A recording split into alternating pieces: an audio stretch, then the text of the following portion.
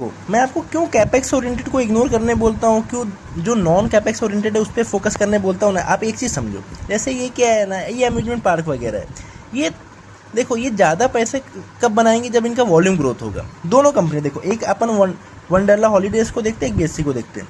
ये दोनों कंपनियां बेसिकली वॉल्यूम ग्रोथ पे बढ़ेगी। अब इसको वॉल्यूम यानी ज़्यादा पब्लिक को लाने के लिए क्या करना पड़ेगा, एक दूसरा अम्यूजमेंट पार्क बनाना पड़ेगा।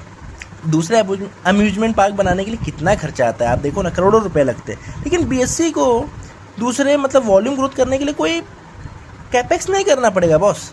इस हाँ आईटी वगैरह में करना पड़ेगा, वो तो बात की बात है, लेकिन कोई इसको दूसरा बीएससी नहीं बनाना पड़ेगा बगल में, तभी लोग वहाँ पे आके ट्रेड करेंगे। ये टेक्नोलॉजी ओरिएंटेड बिजनेस है, ठीक है। तो ऐसे बिजनेस क्यों मुझे मज़े आते हैं एज़ कम्पेयर टू ये अम्यूजमेंट पार्क वगैरह। आपको दिखाता हूँ, देखो सबसे पहले बीएससी का देखो आप, बीएससी का सॉलिड ग्रोथ है, ठीक है।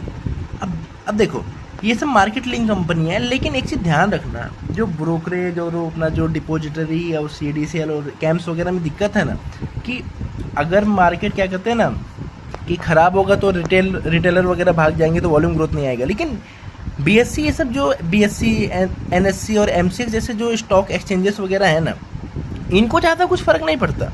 क्यों?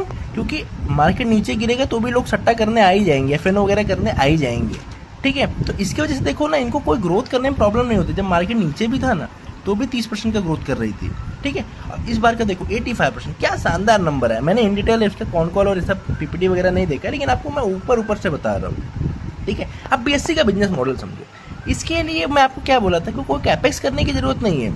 अब जितना ज़्यादा, अगर मान लो आज 10 लोग और आ जाते हैं ट्रेडिंग करने, ठीक है, तो 10 लोगों का जो भी प्रॉफिट होगा ना बॉस, वो सीधा इसके बॉटम लाइन पे हिट करेगा। बॉटम लाइन पे हिट करेगा मतलब सीधा उसके प्रॉफिट एंड लॉस में जाएगा। उसके सामने कोई एक्स्ट्रा खर्चा नहीं आ रहा है, अगर आ भी रहा होगा तो बहुत कम आ रहा होगा, ठीक है। इसके वजह से ही आप देखोगे ना, इस ऐसी कंपनियों को ना ऑपरेटिंग लेवरेज बहुत मिलता है। मतलब जिस रेट से सेल्स ग्रोथ कर रही है ना, उससे ज़्यादा रेट से ना इनका पैड ग्रोथ होता है, देखो, ठीक है। इसमें थोड़ा कम आया है, लेकिन ये आप देखो मोर और लेस इसका ऐसे ही होता है, ठीक है। ये सीधा सीधा बॉटम लाइन को हिट करती है, ठीक है। तो इसी की वजह से देखोगे ना, बीएससी का चार्ट देखो कितना सॉलिड कर रहा है, ठीक है।